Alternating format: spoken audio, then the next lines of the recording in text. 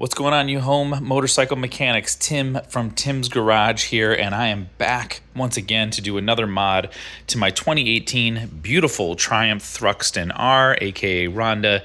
And what I'm going to be doing today is actually replacing the aftermarket levers that I've done once before. If you've seen on this channel, I bought these TEC adjustable levers here from TEC Bike Parts.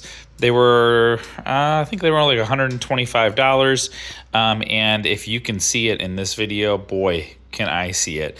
Look at how blue and tarnished, I guess, this lever has become over time. These are about 4 years old, 3 or 4 years old, and this is supposed to be black. It's supposed to be as black as this, as black as the lever switch here, as black as this piece here, and it is blue, blue, blue, blue, blue. So that looks terrible.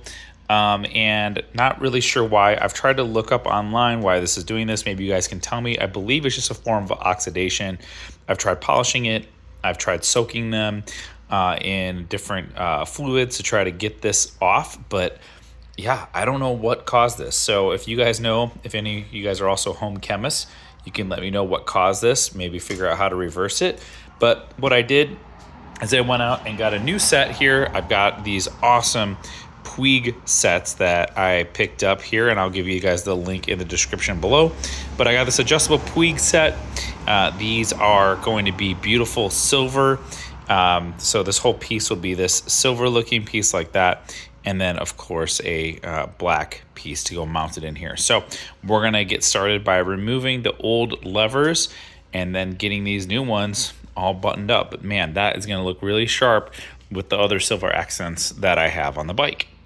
So I'm going to start by removing the brake side because it's a little easier. You don't have to deal with the cable. Again, super simple with this install. There's a little plunger in here that we need to replace, and then there's just a nut there on the bottom that we're going to remove to be able to pull this out and then put it back into these new pieces here. You can see that's where the plunger goes. The nut goes through there. And then this piece will come together like this once I put these together. But this needs to go in first. We're going to double check and make sure everything fits okay with this guy. All right, so the old lever is gone. And then here is the new Puig mount. And I've dropped the pin in there. And so what I want to do here is just see if I can get this guy lined up and fit in place. And it looks like everything lines up okay. So I'm going to, I guess what I'm going to do first is I'm going to put the lever, the complete lever together over on the workbench. And then I'm going to slide all this in place and put that on. So that's what I'm going to do next. So this looks like a pretty simple exercise. I just need to remove the nut on the bottom here, slide this pin out, and then that's going to slide into there.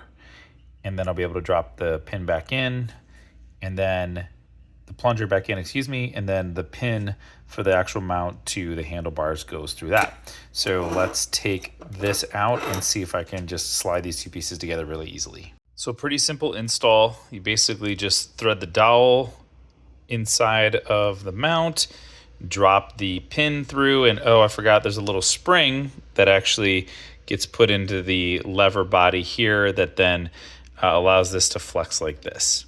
So that's all put together. Now we're going to move over. Oh, actually almost forgot.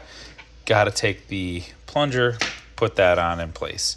So now we'll move over to the bike and fit this in place just like so. And then we'll drop the pin in, and we should be golden here relatively easy. But I need my other hand, so I'm going to get this set up and put in, and then we'll see how it tests out. All right, perfect fit for the brake side. Looks really good. Plunger is going in just nice and fine. Everything feels tight. Adjuster works great. You can see how much it flares out when you adjust. I have small hands, so I usually just keep it on 1 or 2. Now we're going to move on to the brake side, or the clutch side. Now the clutch side is always a little more tricky one because you have to release the tension on these adjusters. And I've already pulled out the pin that goes right here at the top. which just has a nut on the other side, but you have to release this tension here in order to get the cable loose so that you can pop it out here in this track. So first you start by loosening this and then pulling the tension in as much as possible. One thing I try to look at is I try to gauge the distance that's here. So if I put my finger here, you can see how many threads are actually there. So we can count them up: 1, 2, 3, 4, 5, 6, 7, 8, 9, right up to the edge here, 9 threads. So that's how many I want to see when I put this back together and eventually get it set in place. So we're gonna loosen that up and then pull the lever right off. So pretty easy here. Once you unscrew the locking nut, then you can screw in the tensioner nut here. It'll loosen up as it goes in, and then you're able to pull the lever off and then pop it off the eye of the cable, which then will sit right here in the track. It's hard to see in the sun. In the track right there, focus, in the track on the new lever, and then this will pop back in that way. So I'm gonna get it in the track and then slide it in place just like that.